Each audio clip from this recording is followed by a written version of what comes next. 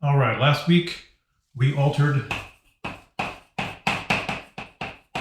space and time. But are you satisfied? No. Do more. Let's look at momentum next. Momentum, the conservation of momentum. You may recall you have a bunch of particles flying around, banging into each other. One way to keep up with what's going to happen is look at the momentum, the total momentum of the system, total before and after, and it has to be constant. Right? So that's a way to solve some problems where you don't want to think about the detailed interactions. You just use before and the after. And the momentum has to be constant, but you may not have thought as much about what it is in different frames. Right? So momentum is conserved in each individual reference frame, but P total can be different in different frames. It just has to be constant before and after the collisions within each frame. So there's a little reminder of how it works. Let's look at an example, a simple example, an elastic collision in 1D. So you may recall elastic means it conserves energy. So to follow the book's notation, we'll always think about initial and then final. So initial state for this one, we'll do something nice and easy. Two little masses colliding into each other. They have masses 4 and 3. And we're going to have them go very fast, relativistic speeds. 0.6 c, the left mass, and 0.8 c, the right mass. Approaching each other, they're going to collide. All right. So let's look at what is the initial momentum, the initial total momentum. I'll call it initial here down here. Anyway, it is 4 times 0.6. We're saying positives to the right. And one thing you're going to have to get used to with these kind of problems is we're rarely going to put a unit on the mass. It's just 4, whatever unit you want, grams, kilograms, doesn't matter. We're not going to write it down. Okay, so just start getting used to that. 4 times 0.6 c, and in velocity, we usually will put a c on there to designate that it's a speed. All right, so I know it's confusing. Okay, so that's the momentum of that one, plus the other one is 3 times negative 0.8 c, right, because it's going back. So we're doing this in 1D. So what's the total? It's 2.4 c. So that's a momentum because that's got a mass in it, and that's a speed. So just remember there's a mass in some of these numbers. That's also minus 2.4 c, and it's 0. Right? So the total momentum is 0 for the initial condition. So that actually makes it the center of mass frame. You may recall that is if the center of mass is still, that's where the total momentum, or if you're in the frame of the center of mass, which means the center of mass isn't moving because you're in its frame, that's where the total momentum is 0. Special frame. We'll talk about it a lot. All right. So now let's see what is the final state of this collision. Well, you may recall in intro physics, we derived the equations, we conserved momentum and energy, and we derived a big set of formulas for the final velocities in an elastic collision. I'm showing it to you now. There it is. If you plugged it in here, here's what you would see. You would see the 4 bouncing back at 0.6 c and the 3 bouncing the other way forward at 0.8 c. So here, it's just a coincidence that the numbers are the same back and forth. It's just the way this one was set up to be that way. That obviously is not always the case. You can have all kinds of numbers working out. Let's calculate P final, the total final momentum, and you can see what's happening here. 4 times minus 0.6 c plus 3 times 0.8 c, and that's minus 2.4 c plus 2.4 c equals 0. So momentum was indeed conserved. The initial was 0. The final is 0. Everything works. And it's 0, so it's the center of mass frame. Very exciting. Let's now look at it, like we said, in a different frame, it should still be conserved, but the total momentum will be a different value. So let's look at that real quick and see if it works out. So we're going to do that. Let's see. We're going to do that now in the left mass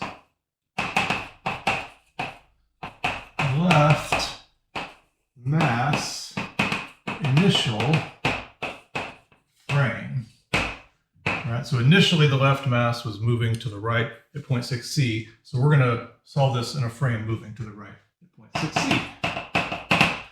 Nothing relativistic yet. Okay, we're just messing around here. So let's see, when you're not doing it relativistic and you want to change frames, the velocity, you just subtract the velocity of the coordinate system of the frame. So we're moving 0.6 C to the right now. So that one, 4, is now still. We're moving with it, it's not moving. 0.6 C minus 0.6 C is 0. 3 is moving at 0.8 C minus 0.6 C. Let's see. Oh, no, it was already minus 0.8 C minus 0.6 C. You know, basically it's just U minus V is what I'm doing here. So U is minus 0.8 C minus 0.6 C. It's going very fast, something that sounds impossible, 1.4 C. Of course, it can't really go faster than the speed of light, but we're not doing relativity yet. So if you want to pretend for now that C is the speed of sound to make yourself feel better, that's fine. And that's 3. And the initial momentum, therefore, is 0 because it's not moving, plus 3 times minus 1.4 C. And I don't like to say minus. Again, minus. I can't help myself. So that comes out to minus 4.2 C, which is a momentum because there's mass hiding in that number. Get used to it. All right. Let's see. If you apply those same formulas to this thing for the elastic collision, let's see what you're going to get. The final state is, it's going, let's see, minus 1. I got too far from my notes. I thought I was all clever putting my notes down there, but I can't. Is that a 6? Okay. This is attractive. I've got to make bigger notes. I'm going to, what does that say? Okay, the 4, let's see, final. The 4 will fly back at 1.2 C. Sorry about that. And the 3 will go at 0.2 C that way. That's just if you plug in the numbers for this case, plug into the same formulas. That's what you get. Let's look at the final.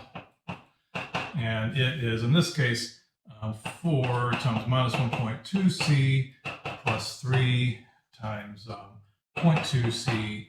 And what's that? 4 minus 4.8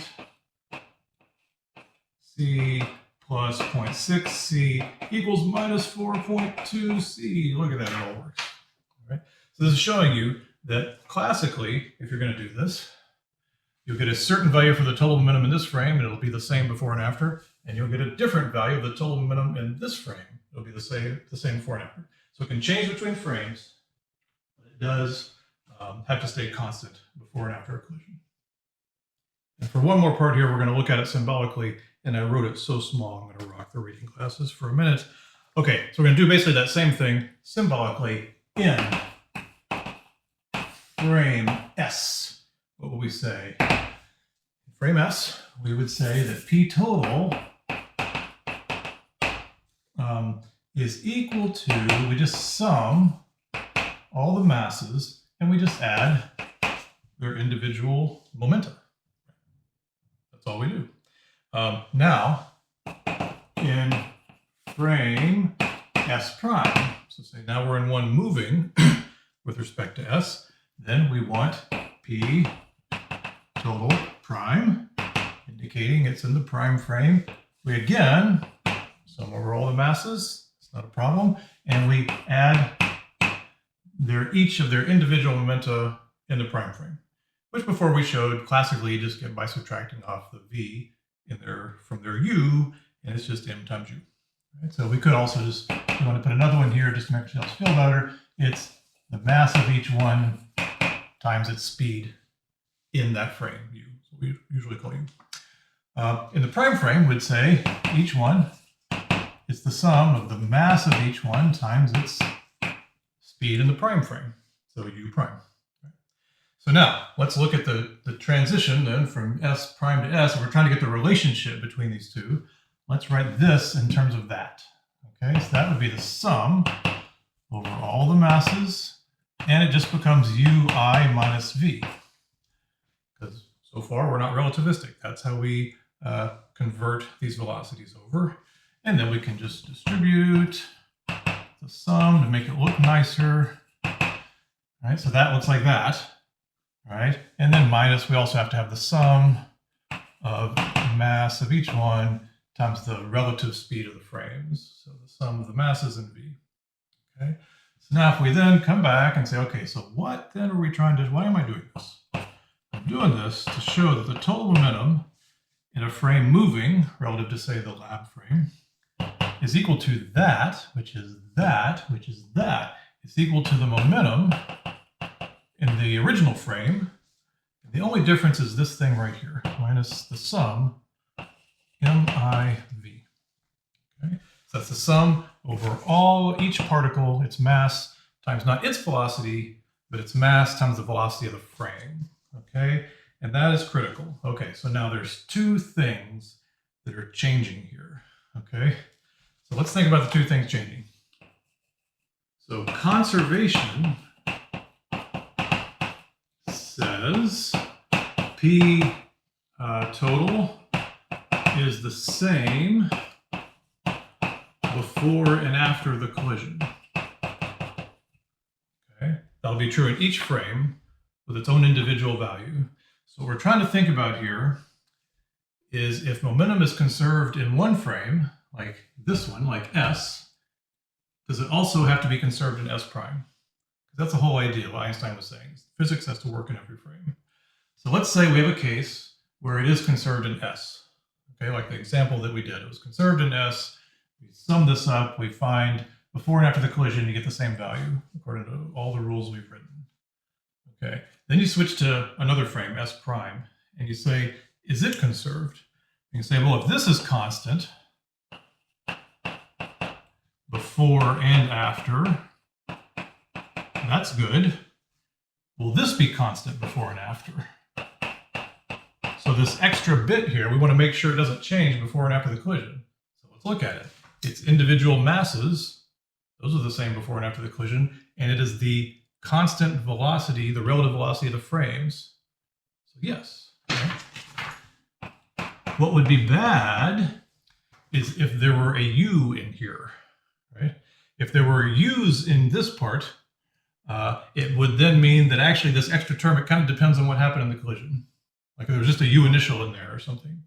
But that's not the case. If this is conserved, this whole thing will be conserved because that's constant. So this is therefore also constant before, after the collision. So we're just laying that out there just to make sure, we all understand momentum conservation. Now we know that it happens in different frames using the classical conversion, and you can really see why right here. When you do the conversion generally, you can see that thing is constant.